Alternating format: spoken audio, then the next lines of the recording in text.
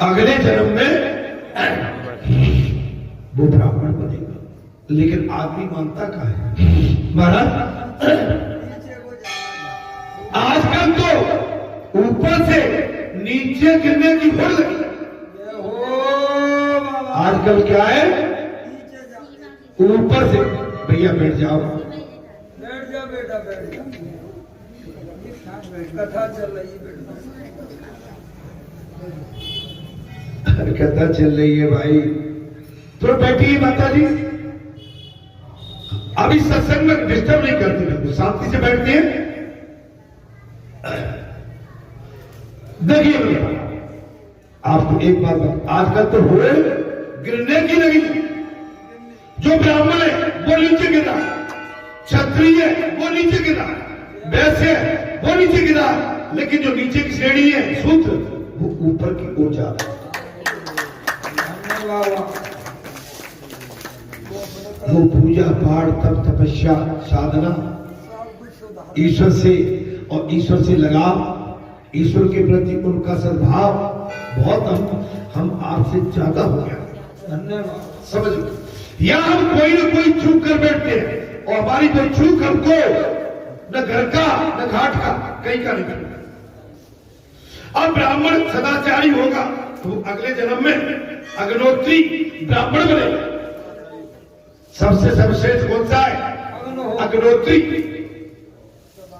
सदा हवन यज्ञ कराता है।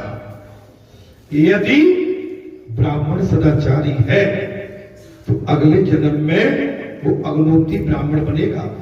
फिर अगले जन्म में वो ब्रह्मनिष्ठ योगी होगा, योगी बन जाएगा, ब्रह्मनिष्ठ हो जाएगा। भाई ब्राह्मण हो, क्षत्रिय हो, वैश्य हो, शूद्र हो, आजकल सबने अपनी अपनी परंपरा पर पार्टियां खत्म कर दी। पहले ब्राह्मण केवल कथावाचक होते, वेदवाचक, भजन पूजन कीर्तन साधना तप तपस्या और अपने घर के पालन पोषण के लिए घर से गांव से आटा दाल चावल उससे अपनी महाराज जीविका चला दे। ठीक, आजकल तो ब्राह्मण ठेकेदार हो गए। और ठेकेदार कैसे? आजकल तो शराब के ठेकेदार, छत्री शराब के ठेकेदार, रेत के ठेकेदार, माफिया पत्थर के ठेकेदार बन गए। तो ये जो हमने अपनी परंपराएं, और वैश्य का काम था बिजनेस धंधा, अब वैसे भी अपने धंधे छोड़ के अन्य धंधों में चले गए। शूद्र का काम था सेवा, वो सेवा न करते हुए अन्य आयोजन और प्रयोजन की ओर बुरा मिले। ये क्रम था। हमने सबने अपनी परंपराएं छोड़ के रखे। ऐसा योगी सद्वर्तन, योग अभ्यास और ब्रह्म चिंतन उत्तरोत्तर बढ़ता जाए तो उसे 2-3 जन्म लेने पड़ते हैं, और इस प्रकार उसके क्रिया मान संचित तथा प्रारब्ध क्रम निषिद्ध हो जाने पर जीव शुद्ध हो जाता है। अगर सही परंपरागत साधना में चलता रहा तो ब्राह्मण कुल में भी उसे 3 गोत्रों में जन्म लेना पड़ता। कितने में? 3 गोत्र, तब जाके ब्रह्म से मिल पाता। और नीचे के उनको तो बहुत बड़ी तपस्या करना पड़ा। विशेष तौर से मैं ये कहूंगा, जो हमारे ब्रह्मदेव हैं, ब्राह्मण हैं, उनको विशेष अपने इस जीवन पर, जन्म पर, ब्राह्मण कुल में जन्म मिला है, उसे अन्यास अन्यत्र सांसारिक विषयों में फंसकर गमाना नहीं चाहिए। संपूर्ण लाभ लेना चाहिए, और संपूर्ण लाभ जब ले सकते हैं जब धर्म कर्म से जुड़े रहेंगे। तब संचित तथा प्रारब्ध कर्म निषेध हो जाने पर जीव शुद्ध होता है। शुद्ध होने पर ही जीव को मुक्ति प्राप्त होती है। जब तक जीव शुद्ध नहीं होगा तब तक मुक्ति का प्रावधान नहीं है। तो ये क्रम मुक्ति बात। अब शब्द मुक्ति की बात सुन लो। भगवान अचानक बोल ये तो क्रम मुक्ति है। ये तो क्रम मुक्ति थी। अब सत्य मुक्ति, इस प्रकार की मुक्ति में जन्म का कोई क्रम नहीं होता। तो अचानक जब भगवान की कृपा है या क्या इस क्रम में और क्या सुनो? किसी जन्म का कोई क्रम नहीं। ठाकुर जी जिस किसी पर जीव पर विशेष अनुग्रह करें उसकी मुक्ति तत्काल हो।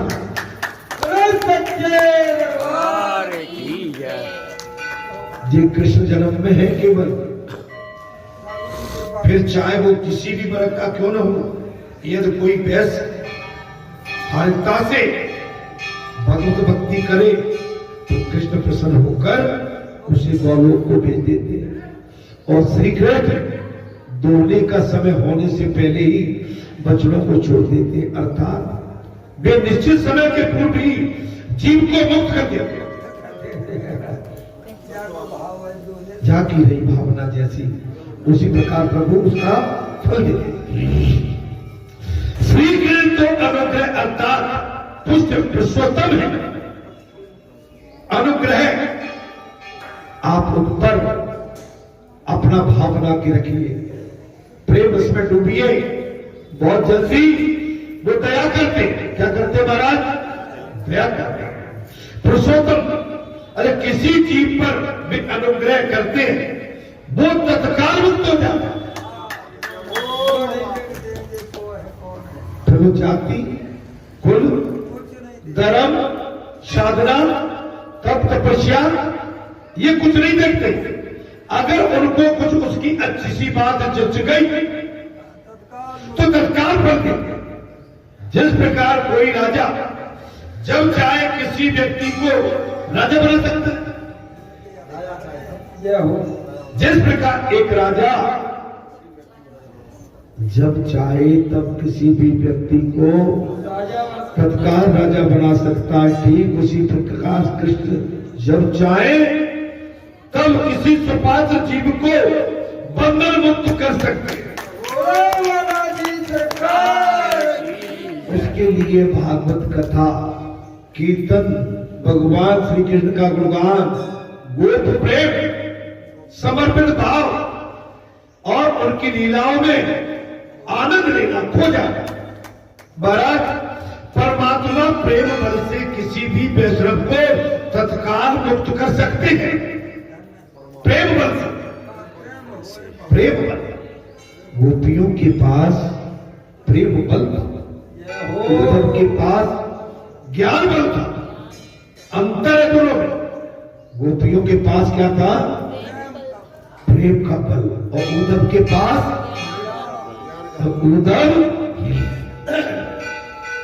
गोपियों को ज्ञान बल देने गया था और गोपियों ने भगवान के प्रति जो प्रेम बल था, एक ही प्रेम बल के निशाने से और उद्धव का ज्ञान बल का चकनाचूर कर दिया। ज्ञानी पुरुष अगर बल बताए तो वो उसका ज्ञान नहीं लेंगे। ज्ञान में ध्यान, समर्पित भाव, संयम, विवेक, नम्रता, विनम्रता, सरलता, सहजता और बिल्कुल समर्पित भाव, हेडअप माने शरणागत भाव बन जाए। देखिए ज्ञान पाने के बाद और कथा सुनने के बाद, सत्संग में बैठने के बाद, गुरु आशीर्वाद लेने के बाद और महापुरुष माता पिता के आशीर्वाद के बाद अगर विनय भाव नहीं आया तो फिर आपका कुछ भी नहीं। विनय भाव किसी से भी लो, आवत ही हंसी नहीं, नैनन नहीं सने, तुलसी वहां बैठिए कंचन वर्षे में। आने के बाद हंसी नहीं, मुस्कुराई नहीं, बैठने को नहीं कहा, राम राम नहीं करा, श्याम श्याम नहीं किया। जगह से आपने थोड़ा उठ के उसका स्वागत नहीं किया। कुछ भी नहीं किया, कुछ भी नहीं। परमात्मा प्रेम बल से किसी भी वैष्णव को तत्काल मुक्त कर देता। श्री कृष्ण सत्य मुक्ति के दाता है। भगवान श्री कृष्ण कैसे हैं? सदो मुक्ति के दाता। श्री कृष्ण पुष्टि पुरुषोत्तम है। भगवान श्री कृष्ण कैसे हैं? पुष्टि पुरुषोत्तम। अतः वे सत्यो मुक्ति देते, वो आपकी साधना से अगर कहीं प्रभावित हो गए तत्काल मुक्ति। अन्यथा वैश्य क्षत्रिय ब्राह्मण अग्रवर्ती ब्रह्मनिष्ठ योगी आदि उत्तरोत्तर क्रमशः वैष्णव से गुजरे बिना मुक्ति नहीं पा सकते। यदि कन्हैया किसी जीव के प्रति दयालु हो जाए, कथा में बात आ गई, भगवान सुखदेव ने कहा, राजन जो श्रीमद् भागवत कथा सुनता है, कानों के माध्यम से अमृत को ठुकरा देता है, मृत्यु से नहीं डरता है, उसकी मुक्ति तो तत्काल है, उसकी मुक्ति तत्काल है। कैसे? राजन, देवलोक से देवता आपके लिए भरत अमृत लेके आए थे, आपने देवलोक के लाए हुए अमृत को ठुकरा दिया, लेकिन आपने भागवत कथा का श्रवण पाठ कान के तरह बना के आपने उसको पिया। राजन, आप इस लोक में नहीं, आप तीनों लोक में अमर हो गए। पवित्र स्थिति में हमारी माताओं को आप जानते हैं, सूतक के टाइम में अपना श्रृंगार बिल्कुल नहीं करना।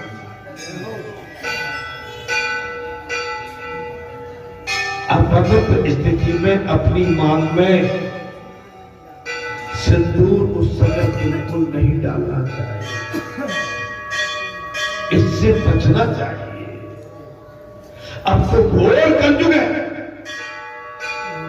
पता ही नहीं है बात क्या संसार में चलते हैं। रसोई की बात चली है जब हमारा पवित्र अर्थात भोजन बनाते समय अच्छे मुझे विचार आपके परमाणु उस रसोई में चले जाते हैं। भोजन बनाते समय, रोटी बेलते समय हरे राम हरे कृष्ण का जाप करते रहोगे तो भोजन सात्विक बनेगा।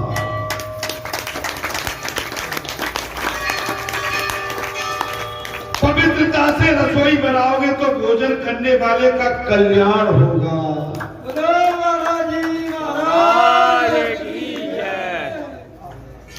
पवित्रता से रसोई पकाओगे, भोजन प्राप्त करने वाले का कल्याण होगा। आज की नारी तो शाम को हुई फिल्म के गीत प्रोग्राम से पकाती है, क्षमा करना आप नहीं करती हो।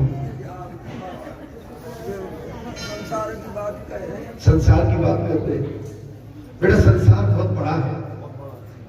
मैं संसार की बात करूं ना भाई, विदेशों की बात अलग है। हमारे भारत देश में इस समय हमारी संस्कृति इतनी नीचे आ गई है कि उसको देखने में भी पीड़ा है। आप बड़े शहरों में चले जाओ, दिल्ली, बॉम्बे, बेंगलोर, कलकत्ता, मद्रास, भारत, इनमें क्या गति हो रही है, बोलते समय भी हमारी जीभ भी खट्टी पड़ जाए।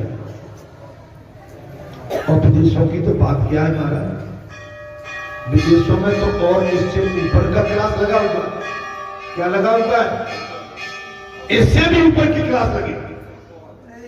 हमारे भारत देश की संस्कृति में जो आनंद है वो और कहीं। भोजन बनाते समय वो फिल्म के गीत गाती रहती है, ऐसा करने से भोजन अपवित्र हो जाता है।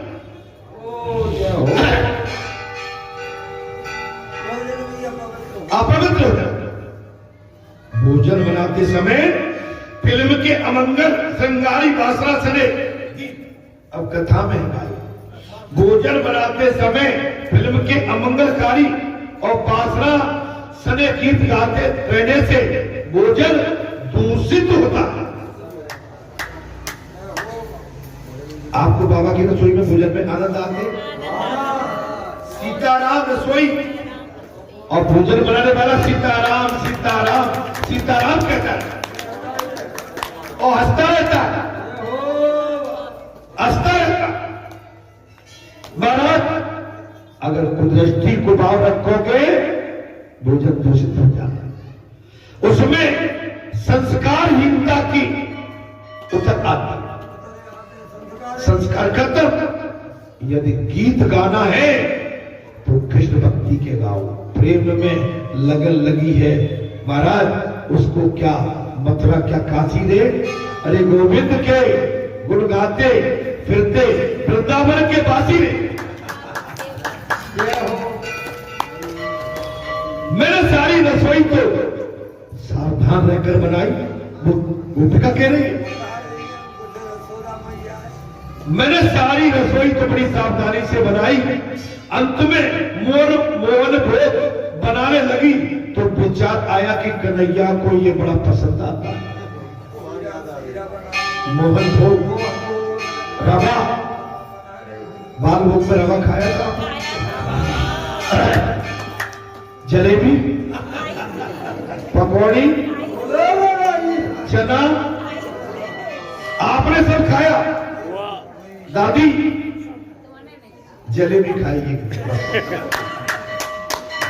दादी एक दिन लिया था बाल भोग, अब वो क्या हो गया, जलेबी का दोना सामने आ गया, अब जलेबी देख के जीभ एकदम टपक गई। देखिए दादी हम मना करते रहे, नहीं नहीं, लेकिन ये जीभ निकल पड़ी कि नहीं, ले लो। एक दिन खाया, मैं सुनता रहता हूं, दादी अब तुमसे बहुत आज अच्छी बात, लास्ट वाले दिन भुआ खाया एक सब्जी से और सब्जी बस भुआ, बूंदी फिर भी नहीं खाई। हाँ, लेकिन आपने जो खाया वो हमने सब पाया।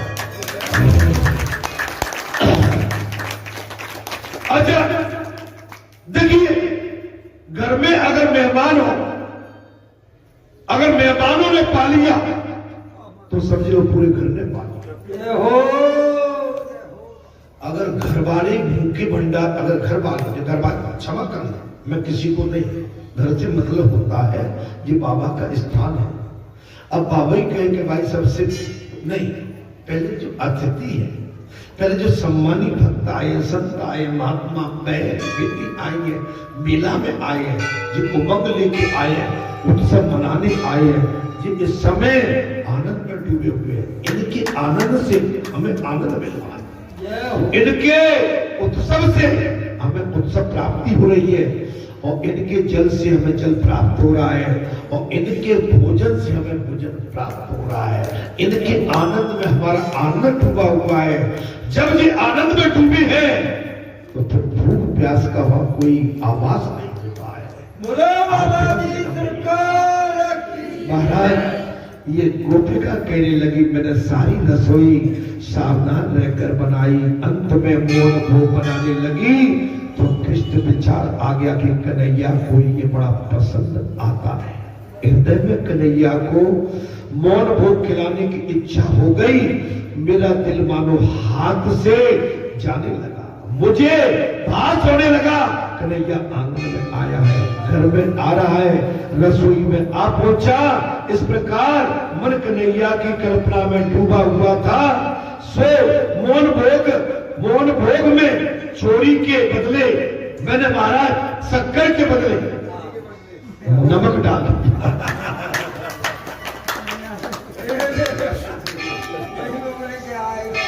मौन भोग में चीनी के बदले मैंने नमक डाल दिया, भगवान को भोग लगाया। ससुर जी और मेहमान आए तो उन्हें परोसा। वैसे तो मौन भोग नमकीन हो गया था, किंतु उसमें भक्ति की पूंजी लग गई।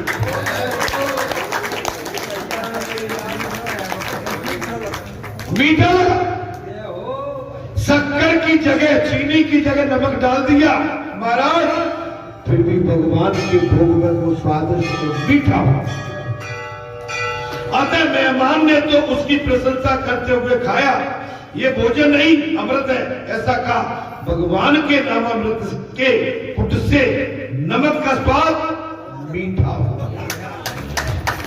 बोलो सच्चे दरबार की जय। ये गोपी ने कहा है माता जसोदा से, मैया हम क्या करें, तेरे लाला के चक्कर में सब गड़बड़ हो रहा है। कहीं बेलना डाल देते हैं, कहीं चीनी की जगह नमक डाल देते हैं। कुछ हमारा इस समय ध्यान भगवान में था। मेरे क्रोधी ससुर जी ने भी मेरी रसोई की और मेरी प्रशंसा की। प्रशंसा नहीं करते बाद में उनका भी प्रशंसा। मेरे ससुर क्रोधी थे, लेकिन उनको कई रसोई भी आज बहुत स्वादिष्ट लगी। वो मेरी पुत्र वधु नहीं अन्नपूर्णा लक्ष्मी है ऐसा कहा। भगवान के भजन में कितनी बड़ी तासीर और तपस्या। बोली मेरी पुत्र वधु नहीं अन्नपूर्णा लक्ष्मी ऐसा कहा। अच्छा तुम्हारे बाबा ने उस दिन क्या कहा था, अन्नपूर्णा मैया की इतना स्वाद आया। एक चीज और बताते आपको ध्यान नहीं दिया, हवन हो गया, बाल हो गया, बाल भोग के नहीं, परिक्रमा गई। परिक्रमा के बाद में बाबा ने उस दिन सारे देवताओं की स्तुति की,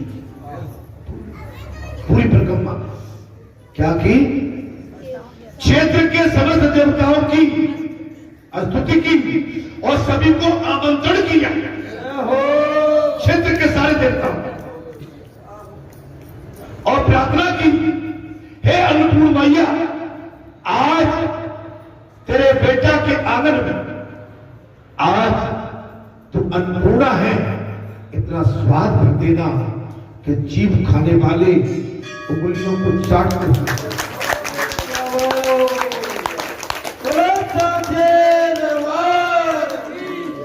उंगलियों की बात आ गई तो साची साची कह दो। चम्मच से खाने में आनंद नहीं आता, एक उंगली से खाने। आप भोजन को कभी देखना, आप खीर को, दाल को, रसोई को आप देखना, आपकी अगर उंगली से निपट जाए आप ऐसे करते, इनमें टेस्ट है, इनमें अमृत है, हमारी में नहीं। पुजारी कहां रह गए, बोले महाराज हम तो जा बैठे थे। अपने महाराज खेल हो गया आज, और सारे क्षेत्र के देवता जितने भी मेरे देवता थे, चाहे कोई भी देवता, हीरा भूमिया, कुंगर, खासदेव, धनीदेव, भैरव बाबा, प्रीतका सरकार, अन्य देवता जो भी भूले बिसरे, चंडी, काली, सबको भूले बिसरे आज आप अन्नपूर्णा बनके, और हे देवताओं आज तुम सेवक बनके आ जाओ और से रसोई में बैठ के आनंद। ये आज हमने अपने अंदर की बात आपसे कही है, आप समझे। आपको ऐसे ही नहीं, आप अगर किसी शिखर पे बैठे तो शिखर पे बैठने के बाद में आप मलकोगे तो ऊपर से गिरोगे, नीचे टपकोगे और टपके आपकी कोई वैल्यू नहीं रहेगी। शिखर पे नहीं, धरती पर बैठो, और धरती पर बैठ के धरती का चुम्बन करोगे,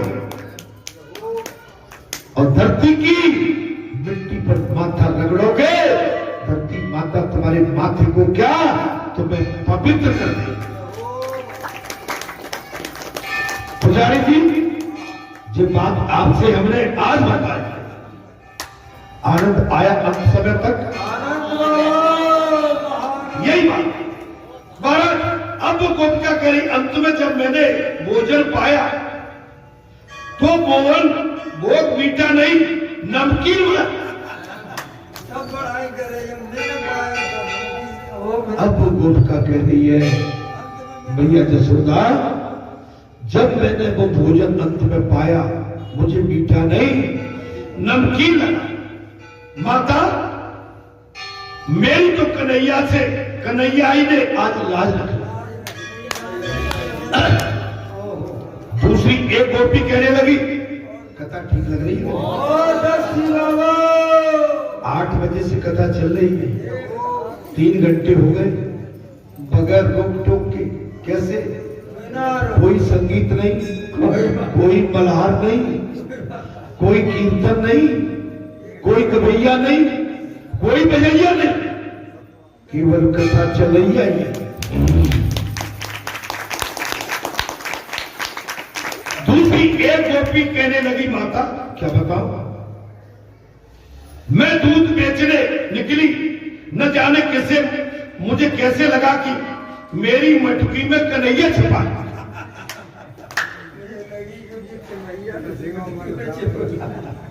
बावरी हो गई सारी।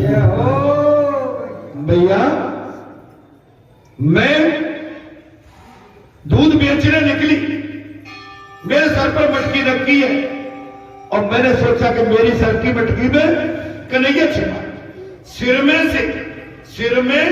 सिर से मैं मटकी उतार कर देखा तो उसमें लाला का दर्शन हो गया।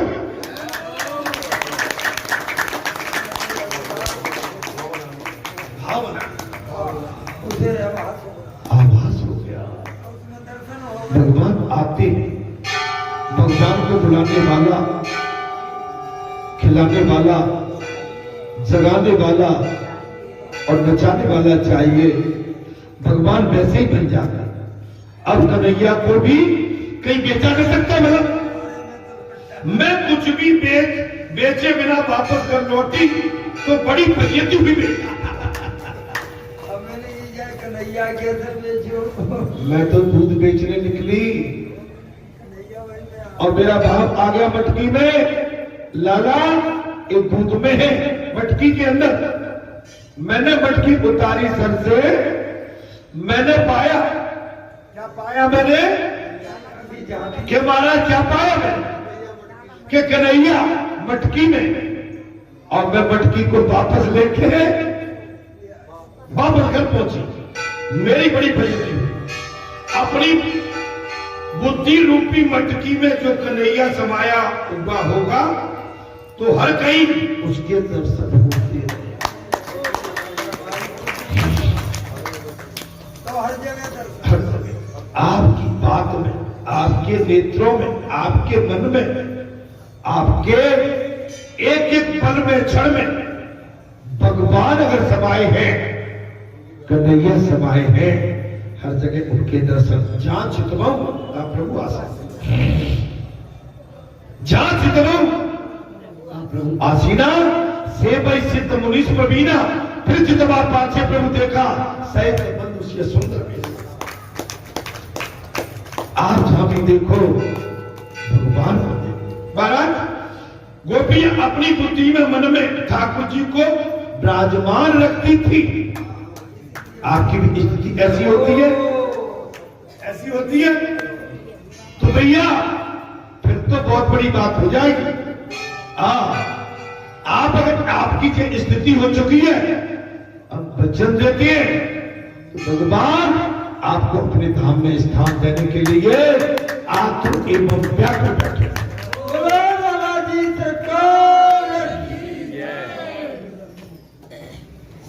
ईश्वर के लिए। अच्छा, अब क्या बनना बिगड़ना? दादियों, अब हमारा तुम्हारा क्या बनना बिगड़ना है? क्या सब कुछ हो गया, बच्चे शादी हो गई, नाती पोते हैं, उनको अपने हाथ से रहने दो। और कोई आज के समय में कोई किसी को पसंद भी कहाँ करता है। बहू घर में आ जाए और बेटा बहू कमाने लगे, घर के टोकरी टोकरा को भजन मारने लगते हैं। ज्यादा दिन नहीं, कुछ दिन बाद मारने लगते। आप अलग रहे, जितने भी टोकरा बैठिए। पुजारी, आप अपने बेटे के साथ रह रहे हो क्या? नहीं रह रहे। मुरार में भी नहीं रहते। हम रह रहे हैं क्या? ये टोकरे बैठे, कोई नहीं रह रहा। अगर बच्चे तो सब में नहीं, कोई लड़ाई झगड़े से नहीं।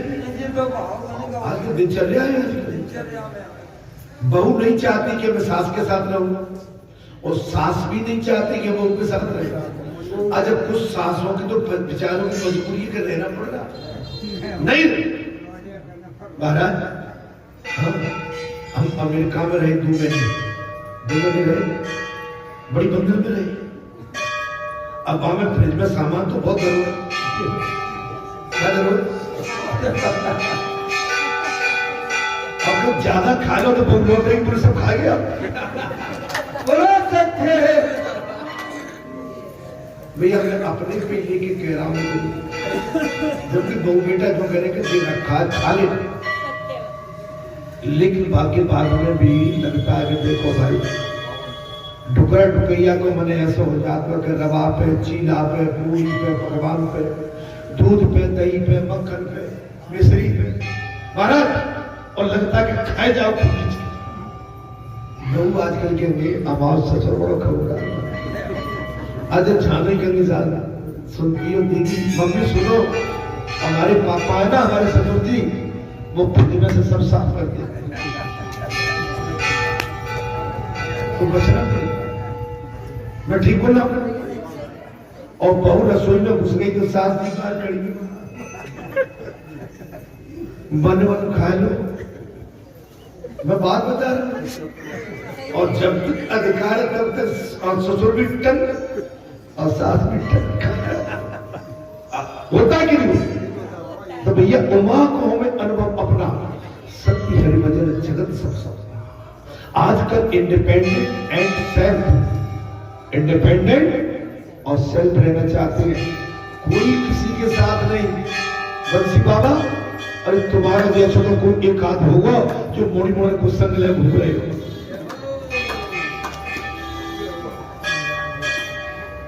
हाँ, अरे भैया अकेले में तो भाई बना तो बना, नहीं बना तो बना, जो धरा सो खा लो।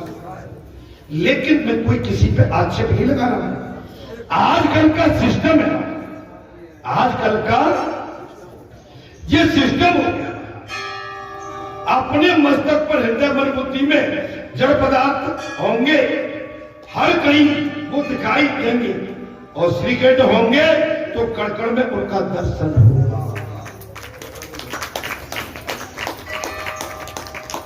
भगवान को बिठाना, माता हम जहां भी जाते हैं हमें कन्हैया का दर्शन होता, हम जहां भी जाते हैं वही हमें कन्हैया के दर्शन होते रहते हैं। गोपिकाएं महाराज ये हो, वो गोपिकाएं घर का काम करते करते निवृत्त होने के बाद भी श्री कृष्ण को याद करती रहती है। बड़े बड़े योगी महात्माओं को तो परमात्मा का नित्य स्मरण करते रहने के लिए प्रयत्न करना पड़ता। अच्छा, जो बैरागी हो गया, एक समस्या और है, आप उन बैरागियों से लाख दर्जा अच्छे हो। आप ग्रस्त होने के बाद भी भगवान का ध्यान, स्मरण, पूजा अर्चना, कथा वाचन, कथा श्रवण आदि आदि धर्म कर्म और संसार का निर्वाह करने के साथ साथ भगवान को भी ध्यान रखते हैं। लेकिन वे योगी, वे महात्मा, वे साधु, वे संत फक्कड़ जो केवल भजन करने के लिए परिवार को छोड़ के बेसहारे निकल पड़ते हैं, वो भी भजन नहीं कर पाते।